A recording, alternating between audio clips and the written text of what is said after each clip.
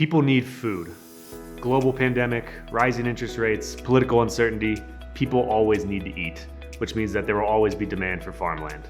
This fact has allowed farmland to deliver strong returns over the last several years, despite all the chaos we've seen in the world. We think farmland is well positioned for 3 reasons. First, there is strong demand for farmland from both investors and farmers. Second, commodity crop pricing, things like corn, soy, and wheat, is elevated and is likely to remain elevated for at least the next year. And lastly, we expect permanent crop pricing to rebound from cyclical lows. The demand for farmland remains extremely strong, even in the Corn Belt, where land values have hit all-time highs. Farmers are flush with cash from strong years in 2021 and 2022, and are using this excess cash to buy up land. Additionally, institutional investors are increasingly investing in the space, drawn by strong returns and the historically inflation hedging characteristics of the asset class. These factors have combined to increase the demand for the space and drive up farmland values. An example of this is one of our farmland managers attended 75 auctions during the first quarter and didn't win a single bid, with the average sale price exceeding their final offer by more than 40%.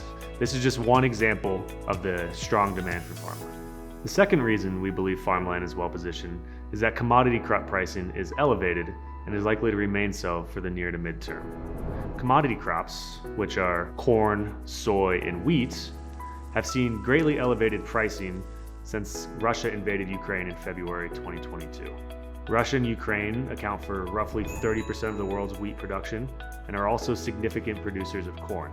The disruption caused by the war, coupled with poor growing conditions in several major agricultural regions around the world, has led to low inventories of these key crops. It will likely take several years for these inventories to recover, which is why we believe that commodity crop pricing is likely to remain high over the near term. Higher commodity crop pricing leads to stronger farmer income, which directly flows through to land values. The third reason we think farmland is well positioned is that the 3 major headwinds that have been facing the permanent crop space all appear to be moderating. Permanent crops are wine grapes, tree nuts like pistachios and almonds, apples, and then also stone fruit such as cherries and peaches.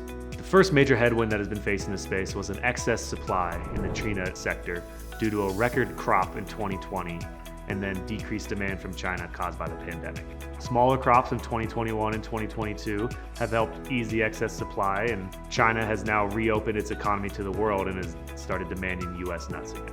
Another headwind facing the space has been the drought in California, which has led to increased water costs and lack of availability of water. The wet weather in California to start the year has helped abate that, and we are optimistic that water costs and availability will be drastically improved this year. The third headwind that has been facing the permanent crop space has been lack of demand from China, which has historically been the largest importer of tree nuts from the U.S. As the country has started to reopen towards the prior half of last year, we have seen renewed demand from China, which has led to stronger pricing in the tree nut space, which we believe will be a positive for the farmland sector.